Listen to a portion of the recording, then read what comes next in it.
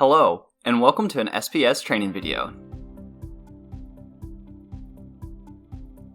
In this training video, we are going to discuss how to file an expense report in Oracle for employee reimbursement. The topics we are going to cover will be how to navigate to expense reports inside of Oracle, how to create items on an expense report, how to save a report and submit it into the approval workflow. Once on the home page, navigate to the heading tab called Me and click on the title labeled Expense. Clicking on Expense will take you to the landing page where you are able to create a new expense report. The first time you try to navigate to this page, you will likely see an introductory page and will need to click on Create Expense Report located under Create. From this page, you can click on Create Report to start a new report, or you can click on Create Item if you need to add an item independent of a report. Here, we will show how to create a new expense report. Click on Create Report. On this page, you will need to specify the purpose of the reimbursement. This could be intra-district mileage, a conference, etc. In the purpose box, you will also need to provide the date or date range as well as the purpose of the reimbursement. In this example, we will use the MOASBO conference that occurred April 25th through April 28th. For purpose, if you are seeking reimbursement for a conference, you will type the conference name and date range. For this example, the conference name is MOASBO Conference and the date range is 4/25/23 through 4/28/23. Under Expense Items, you will then click Create Item to add the items you are requesting reimbursement for. Each receipt should be entered in as a separate expense item. The most common items you will be requesting reimbursement for are meals and mileage. If you go to a conference or seminar, you also need to add an agenda. Let's start creating items. For example, we will do 3 expense items, one for meal, one for mileage, and one for agenda. First, let's create a meal item. Click on Create Item. From here, you will select the date the transaction occurred on. For this meal, it was 4/26/23. Next, you will select the type of item from the Type drop-down menu. This item is a meal. You will then input the expense location. This will be the city and state of where the expense occurred. In the example we are using, the location is Jefferson City, Missouri. You will notice as you type that the location box will try to autofill this information for you. Note that the autofill includes the county. This is a global feature of Oracle. SPS only needs the correct city and state for this transaction. Next, enter the exact amount for reimbursement. Note that Missouri sales tax is non-reimbursable. Here we will enter $15.60 as our example cost for the meal. Next we will enter the description, which will include the type of meal, breakfast, lunch, or dinner. Finally, you will input the merchant name. This will be the location you made the transaction, such as Panera Bread. After all the fields are correctly filled in, you will attach a receipt by clicking on the Attachments area in the top right corner. Please note, an itemized receipt is required for expense items.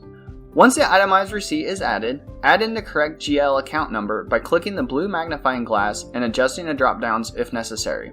Once you have verified the account number, the itemized receipt is uploaded and all the information concerning the transaction is provided. Click on Save and Close if that is the only item you need to add. In this case, it was a conference that we drove to, so there will be 2 more things we need to add. To add another item in a report, click on Create Another. This will temporarily save your previous item and start another item in the MOASBO Conference Expense Report. We will now enter mileage. The date will either be the date of travel or the last date of the date range if the trip lasted multiple days. You will also use the last date of service for things such as lodging, rentals, and airfare. If you recall, our last date of travel was 4/28/23. Type is mileage. You will notice that location autofilled to Jefferson City since we have already input that once for this report. Best practice is to verify that location is accurate, and it is.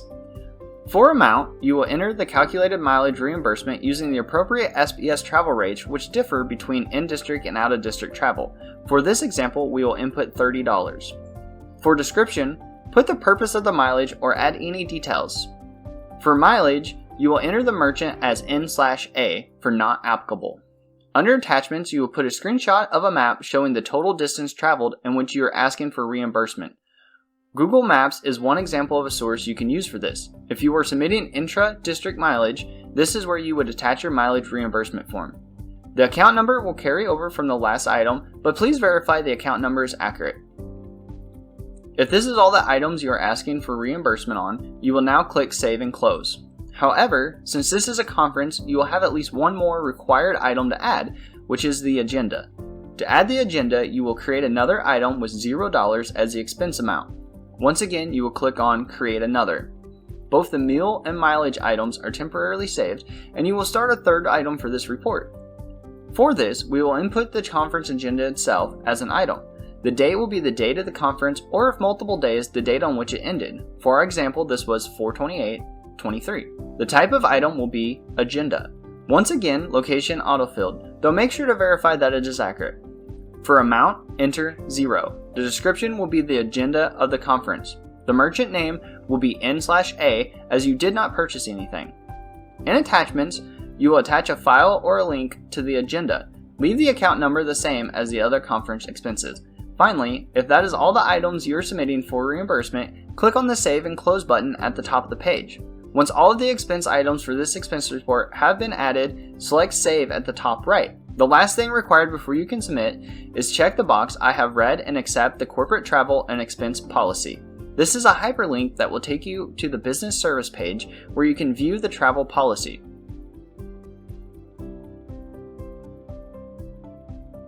Now that you check the box, click Submit. This will submit your expense report into Workflow for approval.